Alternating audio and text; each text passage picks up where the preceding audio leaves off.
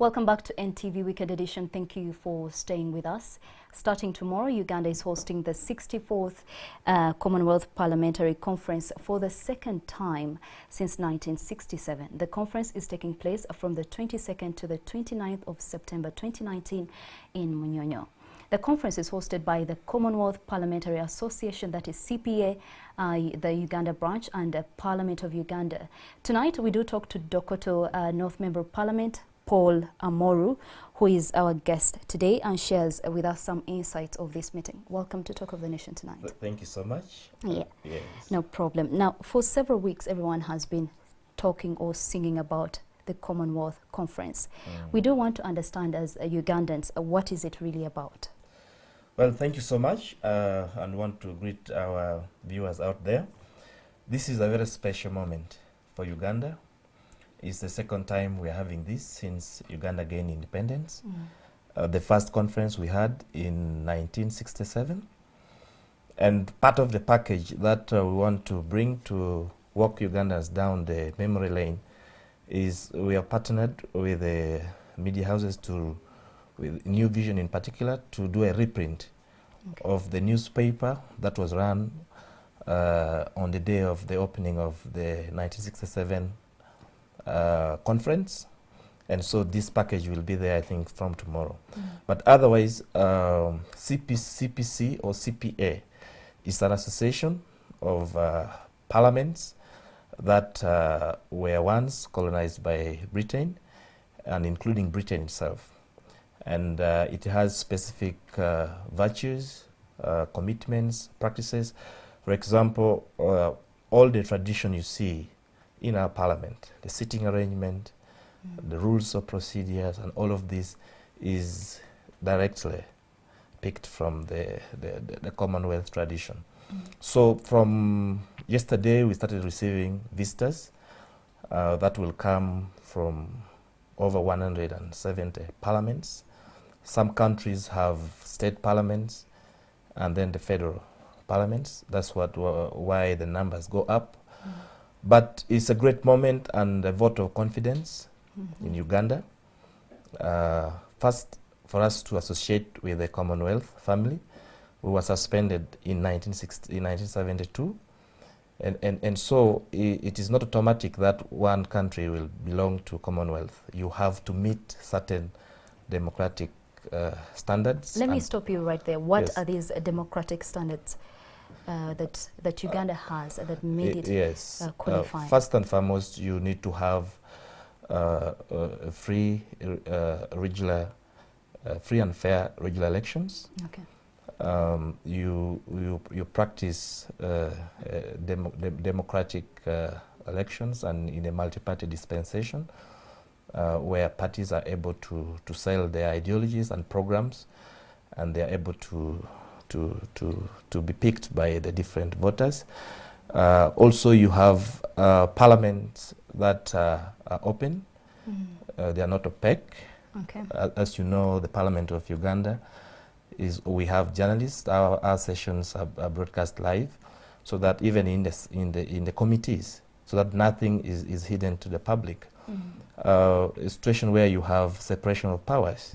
How do you deal with the doctrine of separation of powers? And so you have the legislature, you have the judiciary, you have the executive. And also ability to conform to other international practices, treaties, and participate regularly in these different conventions or conferences around the world. Interesting. So you speak so passionately about this particular topic, and it looks like it's a good idea for Uganda to host this particular conference. What are some of the highlights that Ugandans should be excited about? Yeah, first of all, our speaker, the Right Honourable Rebecca Kadaga, is going to be assuming the presidency of CPA for the next 1 year, and that is a huge opportunity and achievement for her as a leader, but also for a country, and a vote of confidence in the contributions she has made over the years, not only within the country, but across the world. But that places Uganda at a very good advantage in terms of lobbying, in terms of knowing what kind of programs and funding that is available, and then promotion, raising the profile of the country at that level. The president of Uganda is the deputy patron, deputizing the Queen of England, and we shall have the official opening ceremony on Thursday, which will be chaired by the Right Honourable Speaker, Rebecca Kadaga. But presenters, we have presenters. The first presenter will be His Excellency President Yoweri Museveni, who is the Vice President of the Commonwealth. When your country hosts, automatically you become the Vice President. Then we shall have Honourable Emilia Mojonwa Lufaka.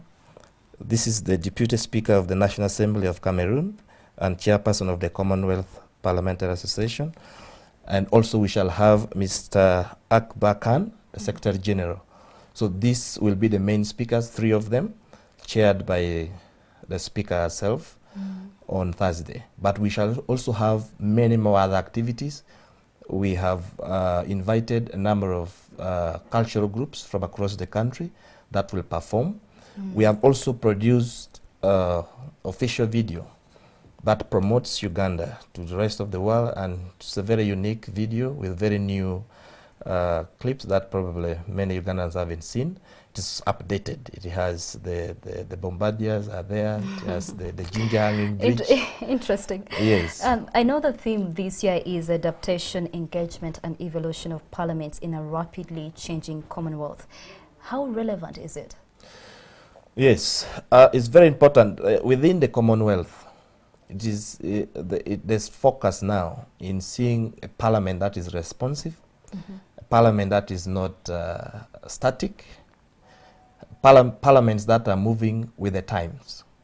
And so there are emerging issues now that face Ugandans, that face Africa, that face members within the Commonwealth. And so one of it is technology. How can parliaments harness technology, the use of technology, to engage more with the public? You have the advent now of new media, the social media, that is now running neck and neck with the legacy media like NTV. So parliaments should adapt to the new methods of work so that they are able to reach these new groups, and also it brings about more transparency. Secondly, you have issues of climate change. Uganda has not been spared. We have had floods, we have had drought, we have had mudslides, and different parts of the world face adverse effects of climate change. And yet there are countries that are still in denial of what we call global warming or the issue. So how will parliaments effectively respond to this new challenge of climate change? Just a quick one. I would like to know from you, have you attended any Commonwealth conference before? Yes, I've attended, but the ones for Africa, not the international one like we have here in How has Uganda. the experience been for the things that you set down? Are they achievable? Do you achieve the set targets? For instance, this year I know you want to tackle climate change among many other things, but do you follow up to actually achieve these set targets? Absolutely. You know, when you have an association, you have peer-to-peer accountability mechanisms where you're able to see what Uganda has done correctly and how can other member states learn from that and implement it. Okay. You deal with the issues of crime and terrorism. Uganda, for example, is celebrated in the area of dealing with terrorism and keeping peace. Actually, in some circles, it's being described as an island of peace in a troubled region. And Uganda has been able to export peace. So other countries that are still having many of these attacks, terrorisms, how can a partner, a member like Uganda, share these views? So definitely, resolutions have been around people with disability, how can they be supported to participate in elections, to have elective positions, but also to make their voices heard. The issues of youth, how do we mainstream youth? How do we bring them into the man economy? The issues of, like in Uganda, you have seen the parliament championing albinism, their plight and how they should be supported. So I think most of this I have seen. The last one that was in Botswana, there was a lot of focus on youth empowerment and government's challenge to come up with policies and programs that would empower the young people so that we can deal with the issue of unemployment. There's the issue of urbanization. This is another sub-theme that will be dealt with. Reports now show that more than half of the world's population live in urban areas, and there's decline in rural.